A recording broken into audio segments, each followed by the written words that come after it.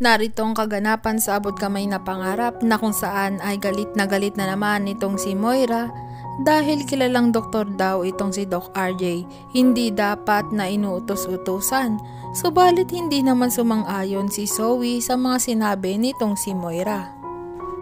Sa kabilang banda ay dinala ang buntis sa Apex Medical Hospital na kung saan ang sinabi ni Doc RJ na siya ang bahala kung makita man itong si Annalyn ni Moira.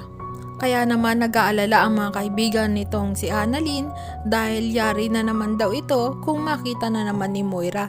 Kaya naman nung alam nilang paparating ay itinago nila si Annalyn, subalit naiwan ang cellphone ni Annalyn at buti na lamang ay nakita ni Doc RJ.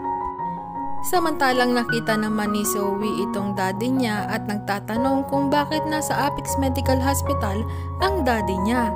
Kaya naman gulat na gulat din itong si Doc RJ kung ano ang sasabihin niya. Abangan sa abot kamay na pangarap at huwag kalimutang mag-subscribe.